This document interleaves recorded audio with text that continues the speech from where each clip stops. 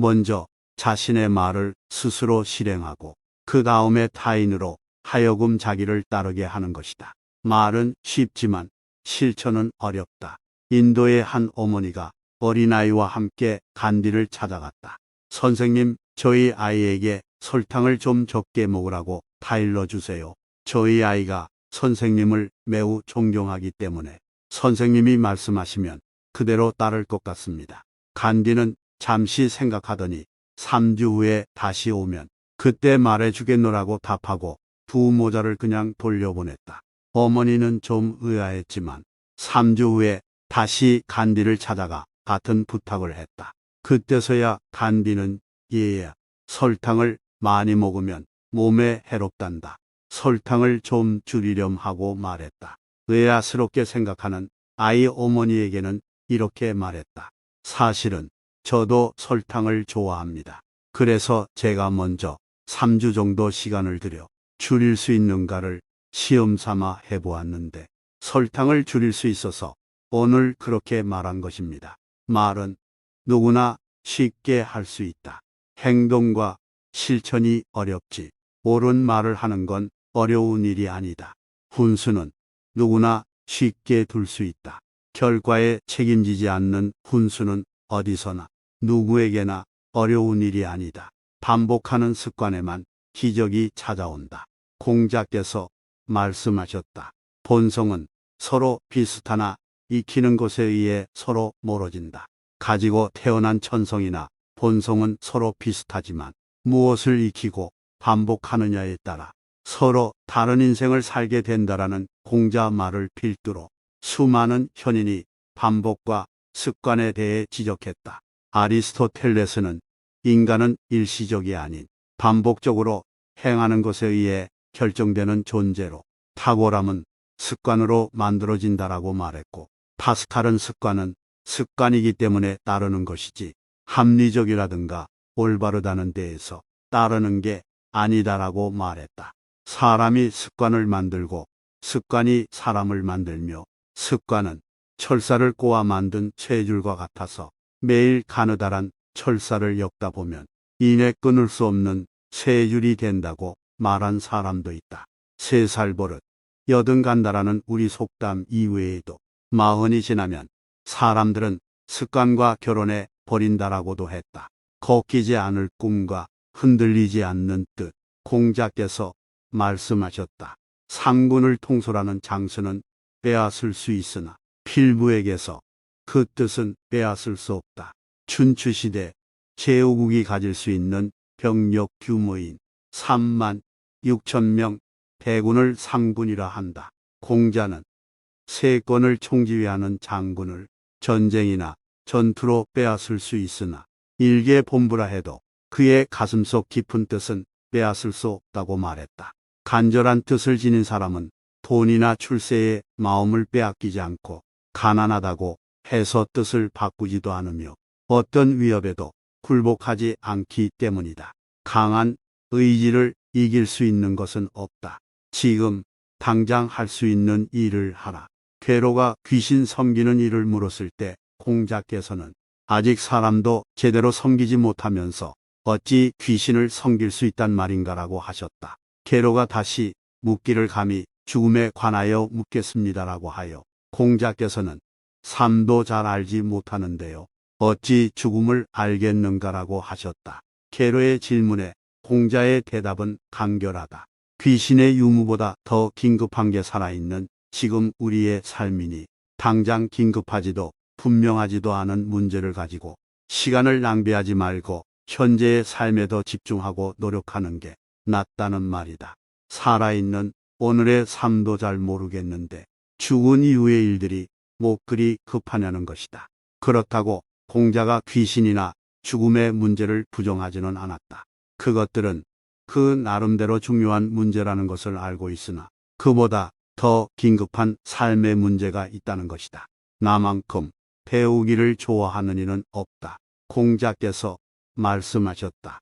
10집이 모여 사는 작은 마을에도 반드시 나만큼의 성실하고 믿음직한 사람은 있겠지만 나만큼 배우기를 좋아하는 사람은 없을 것이다. 우리 주변에도 자기 일에 집중하며 주변 사람들과 거짓없이 믿음직스럽고 성실하게 살아가는 사람들이 있다. 세상이 아무리 험하고 어지럽다 해도 열심히 살아가는 평범한 사람들이 더 많다. 공자가 살았던 춘추시대도 그러했다. 10집 정도 모여 사는 작은 마을에도 공자만큼이나 성실하고 믿음직한 사람은 반드시 있었다는 논어의 기술을 보면 그렇다. 평범했던 공구가 위대한 성인 공자가 될 수 있었던 가장 큰 이유는 호학 정신이다. 성실과 믿음의 바탕 위에 그 누구보다도 배우기를 좋아했기 때문이었다. 노로 전체를 통해 그 어떤 자랑도 하지 않았던 겸양지덕의 공자께서도 호학만큼은 당당하게 자랑하고 있다. 다른 건 몰라도 배우기를 좋아하는 것 하나만큼은 자신 있게 말할 수 있다는 공자의 말은 누구든 배움에 집중하면 그처럼 될 수 있다는 것을 의미하고 있다. 잘못을 받아들이고 자책할 줄 아는 사람. 공자께서 말씀하셨다. 끝났구나. 나는 아직도 자기의 잘못을 발견해서 안으로 자책하는 사람을 보지 못했다. 노여움을 옮기지 않고 잘못을 반복하지 않았던 제자 아내를 제외하면 나는 지금까지 자기의 잘못을 발견하고 안으로 자책할 줄 아는 사람을 만나지 못했다. 사람은 누구나 잘못을 저지를 수 있지만 잘못하고도 이를 고치지 않는다면 그게 진짜 잘못이다. 잘못했으면 즉시 고치기를 버리지 말아야 한다. 잘못은 대개 자기가 옳다고 생각하는 데서 유발되는 것인데 이런 자신의 잘못을 하는 게 바로 인을 아는 것이라 할 수 있다. 행동으로 옮기기 어려운 말을 부끄럽게 여기는 사람이 바로 군자다. 공자는 논어를 통해 잘못이 무엇인지를 반복하여 지적하고 가르쳤다. 지금이나 춘추시대나 사람이 사는 건 크게 다르지 않았다. 자신의 잘못을 스스로 인정하고 고치려 노력하는 사람이 없음을 공자는 이렇게 한탄했다. 세상이 말세로구나. 더 이상의 희망과 미래가 없구나. 2500년 전에도 희망을 찾기가 어려웠나 보다. 누구도 자기의 잘못을 인정하지 않는 황무지 같은 세상에 미래가 없다며 공자는 걱정했다. 밀려온 삶에서 미뤄가는 삶으로 공자께서 말씀하셨다. 답답해하지 않으면 일깨워 주지 않았고 표현하려 애쓰지 않으면 밝혀주지 않았다. 하나를 가르쳐 주었을 때 스스로 세 가지를 알아내지 않으면 반복해 가르치지 않았다. 재능이나 사상 등을 열어주고 휘게 일깨워주는 걸 개발이라고 한다. 이 단어는 공자의 독특한 교육 방법으로부터 시작되었다. 공자는 학생 스스로가 궁금한 걸 밝혀내지 못해 괴로워하는 모습을 보이지 않으면 아직 때가 아니라 생각해 일깨워주지 않았다. 전전긍긍하지도 않는 학생에게 미리 가르쳐봐야 조장만 될 뿐 크게 득 들게 없기 때문이다. 또한 학생 스스로가 잘 표현하고 싶어 더듬거리는 상태가 되지 않으면 밝혀주지 않았다. 논어는 제자의 질문으로 시작하여 공자의 대답으로 마무리된다. 질문하지 않으면 답을 들을 수 없다. 제자들은 질문하면서 이미 반을 배우고 대답을 들으면서 나머지 반을 익혀 학습이 완벽하게 된다. 그러니 하나를 가르쳐주고 나머지 세 개는 스스로 알아서 찾는 그 자세가 보이지 않으면 공자는 제자를 다시 가르치지 않았던 것이다. 욕먹는 게 싫으면 욕하지 말라. 자공이 물었다. 평생토록 실천할 만한 한마디 말이 있습니까? 공자께서 말씀하셨다. 그것은 서라는 말이다. 자기가 바라지 않는 것은 남에게 베풀지 않는 것이다. 평생 삶의 기준으로 삼을 만한 간결한 말을 하나 알려달라는 제자의 말에 공자는 답했다. 제자가 바로 알아듣지 못했는지 공자의 추가 설명이 이어진다. 자기도 바라지 않는 바라면 남에게도 해서는 안 된다.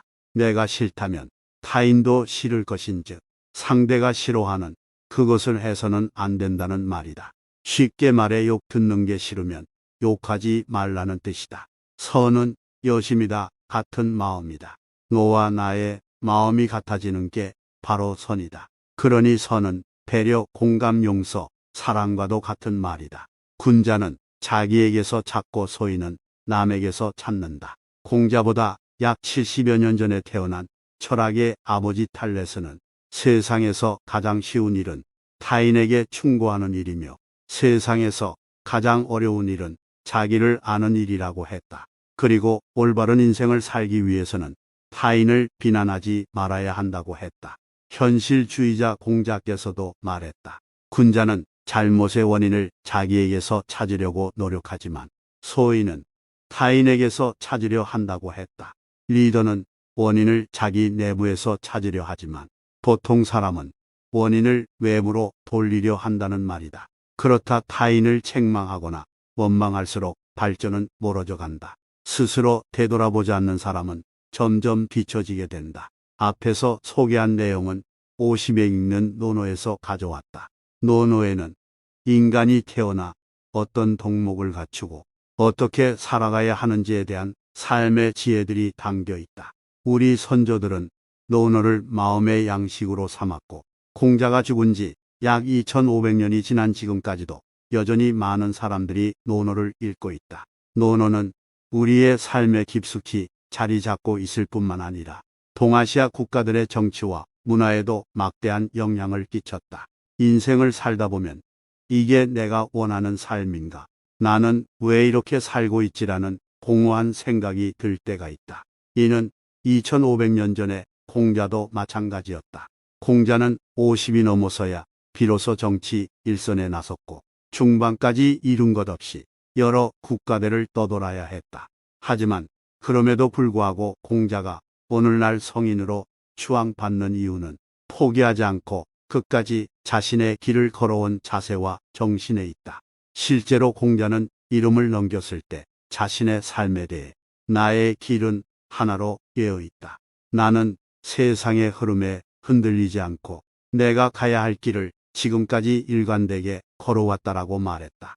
인생을 앞으로 어떻게 살아야 할지 막막하다면 이 책과 함께 삶을 성찰하는 기회를 가져보는 것은 어떨까? 이 책은 논어의 주옥 같은 50수를 우리 삶에 적용할 수 있게 쉽게 엮었고 우리가 갖춰야 할 인생의 태도들을 공자의 가르침으로 전하고 있다. 공자가 그랬던 것처럼 자신의 길을 일관되게 걷고자 하는 당신에게 이 책을 권한다.